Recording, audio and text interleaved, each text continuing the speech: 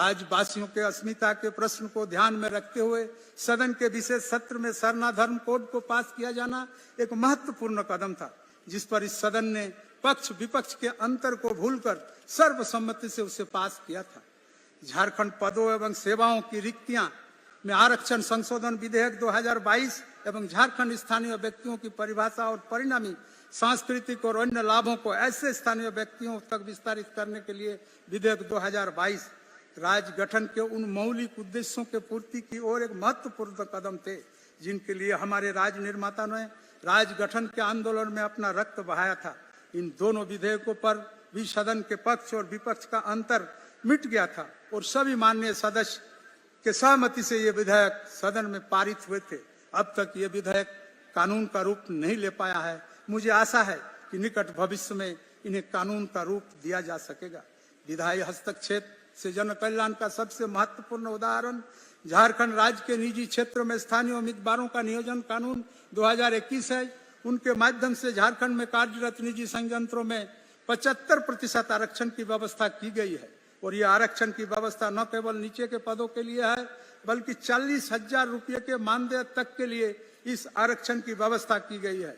अब तक करीब 50,000 युवाओं को इस कानून के द्वारा नौकरियां प्रदान की गई है और निश्चित रूप से यह विधेयक झारखंड की तस्वीर बदलने में कारगर साबित। हमें इस बात का गर्व है कि 15 नवंबर को राज्य स्थापना दिवस और धरती आबा भगवान बिरसा के जन्म दिवस पर माननीय प्रधानमंत्री ने विकसित भारत संकल्प यात्रा की शुरुआत भगवान बिरसा के जन्म स्थल से की।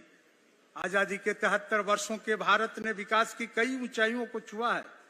अंग्रेजी शासन की लंबी पराधीनता और आर्थिक दोहन के बाद जहां एक ओर हमारा देश भूख और गरीबी की गहरी खाई में उलझा हुआ था, वहीं दूसरी ओर विभाजन की विभीषिका ने देश की सामाजिक समरसता को तार तार कर दिया था। जब हमारा देश आजाद हुआ तो सोने के चिड़िया के पंख जला दिए गए थे। विकास की उड़ान भरने के लिए हमारे पास संसाधन नहीं थे, पर उड़ान भरने की दृढ़ इच्छा शक्ति और हमारे राष्ट्र निर्माताओं के परिश्रम, त्याग और दूरदर्शिता का यह परिणाम है कि आज भारत विश्व के 5वीं सबसे बड़ी अर्थव्यवस्था बन चुका है। आज जब हम विकसित भारत का संकल्प ले रहे हैं तो निश्चित रूप से हमें उन राष्ट्र निर्माताओं को नमन करना चाहिए, साथ ही उनके दिखाए हुए रास्ते को भी नहीं भूलना चाहिए। 14 अगस्त 1947 को संविधान सभा में अपने कालजयी भाषण में देश के पहले प्रधानमंत्री पंडित जवाहरलाल नेहरू ने कहा था कि the future is not one of easy और resting but of insistent striving so that we may fulfil the pledge we have so often taken and the one we shall take today. The service of India means the service of millions who are suffer. It means the ending of poverty, ignorance, disease and inequality of the opportunity. The ambition of the greatest man of our generation has been to weep every tear from every eye that may be beyond us, but as long as there are tears and suffering, so long our work will not be over. तो आज हम भारत के विकसित देश बनाने के संकल्प ले रहे हैं, तो इस विकास यात्रा में हमें इस बात का ध्यान रखना होगा कि अब तक जो लोग विकास की दौड़ में पीछे छूट गए हैं, जो भारत गांव में रहता है, जो भारत गरीबी में अपना जीवन बसर करता है, जिस भारत तक संसाधन एवं सुख सुविधाएं नहीं पहुंच पाई है, उस भारत को इस विकसित भारत संकल्प यात्रा का सहभागी बनाया जाए।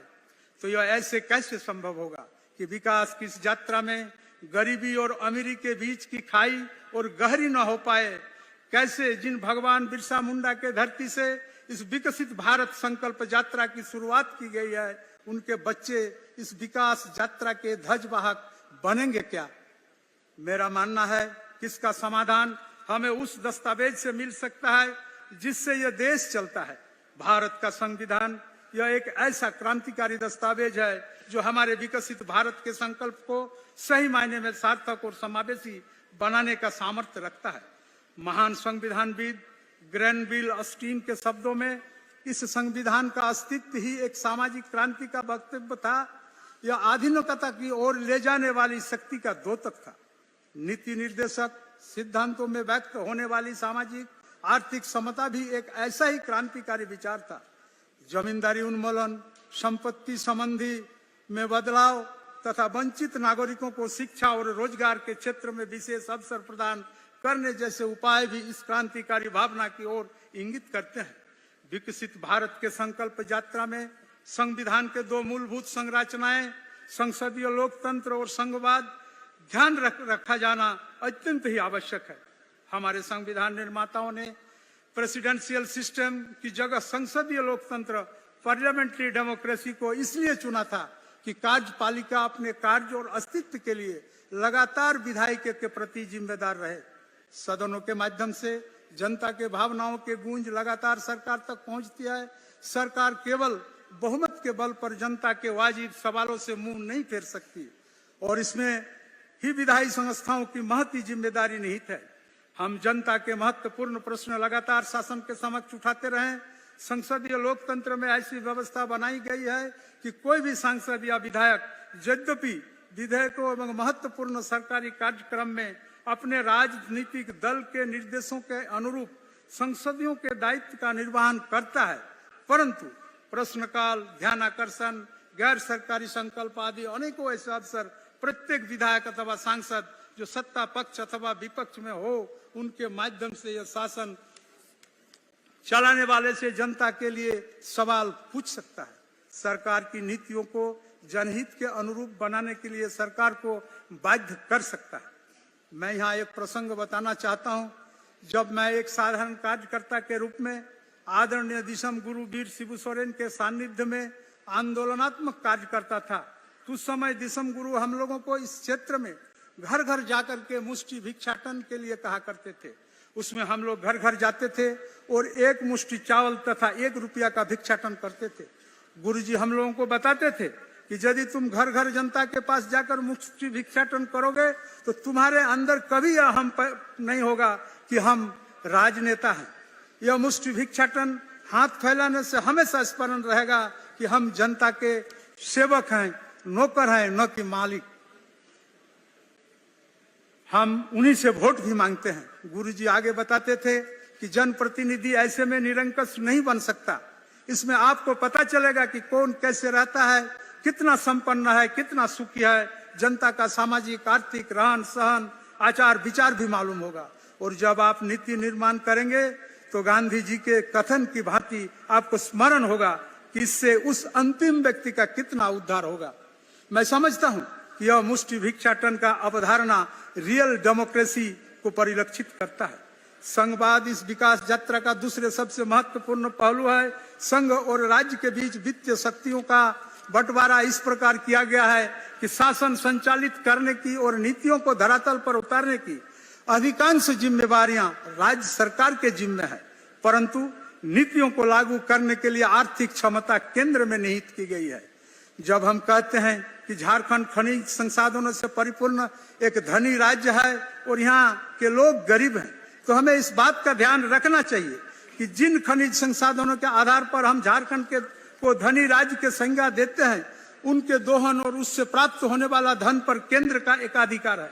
ऐसे में राज्य का समुचित विकास तभी संभव है जब सरकारी संघवाद की विचारधारा अक्षरशः पालन किया जाए। प्रसिद्ध संविधानविद MP जैन अपनी पुस्तक इंडियन कॉन्स्टिट्यूशनल लॉ में लिखा है, the framers of the Indian constitution took due note of the emerging trend of cooperative federalism. They realized that governments in the federation were arranged not vertically but horizontally, that no line of command runs from the center to the state, and the common policies among the various governments can be promoted not by dictation but by the process of discussion, agreement and compromise. The status of India have a large field of administration and decision making, and it becomes essential therefore to create agencies to coordinate intergovernmental action when a number of governments with divided jurisdiction function in the same territory. Intergovernmental disputes and differences are bound to rise, and it is essential that mechanism be evolved to resolve and reconcile with the differences among the various governments so that all of them may pool their resources towards the realization of the social and economical objectives of the welfare of people. Accordingly, the framers incorporate into the Constitution an infrastructure to the promote cooperation and coordination and minimize tension among the various governments. Several features and the provisions of the Constitution have been deliberately designed to the institutionalization the concept of the center state operation. मैं मानता हूं कि संसदीय लोकतंत्र में सरकारी संघवाद विकसित भारत हमारे संकल्प को सही रास्ता दिखा सकता है और उसे सही अर्थों में समावेशी बना सकता है। स्थापना दिवस पर विधानसभा के प्रथम सचिव स्वर्गीय कपिलेश्वर प्रसाद के स्मृति में विधानसभा सचिवालय के उत्कृष्ट पदाधिकारी कर्मी को सम्मानित करने का परंपरा रहा है। इस वर्ष भी विधायी उत्कृष्टता पुरस्कार चयन समिति द्वारा श्री मिथिलेश कुमार मिश्र संयुक्त सचिव को चुना गया है। विष्णु पासवान अवर सचिव, श्री नीलेश कुमार सिंह प्रशाखा पदाधिकारी, मोहम्मद नियाज अहमद प्रशाखा पदाधिकारी, श्री तापस कुमार वरीय सचिवालय सहायक एवं श्रीमती माइकल लकड़ा का चयन किया गया है। हम पिछले 23 वर्षों के संसदीय यात्रा में वृत्तांत सदन संवाद नामक एक पुस्तक का विमोचन आज हम करने जा रहे हैं। इस पुस्तक में 23 वर्षों में सभी 7 विधानसभा अध्यक्षों द्वारा दिए गए अध्यक्षीय वक्तव्यों का संकलन किया गया है। मुझे आशा है कि यह पुस्तक पठनीय एवं ज्ञानवर्धक होगी और आप सबको पसंद आएगी। चुने हुए जनप्रतिनिधियों के रूप में हमारे सबसे बड़ी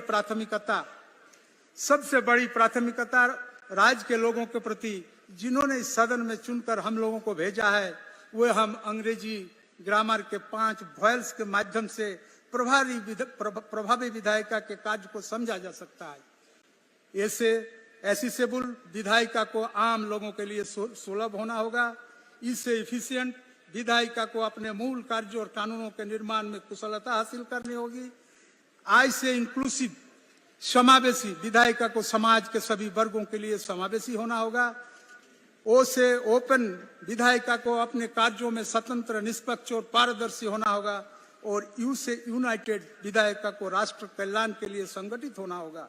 इन 4 वर्षों में जो विधायी कार्यों किए गए उनमें 3 विधायिकी कार्य ऐतिहासिक रूप में महत्वपूर्ण है और आदरणीय मुख्यमंत्री श्री हेमंत सोरेन जी द्वारा और उनके सहयोगी के प्रयास से इस विधेयक का चर्चा के लिए सदन पटल पर लाया गया, जिसके लिए पंचम झारखंड विधानसभा को झारखंड के राजनीतिक इतिहास में लंबे समय तक याद किया जाएगा।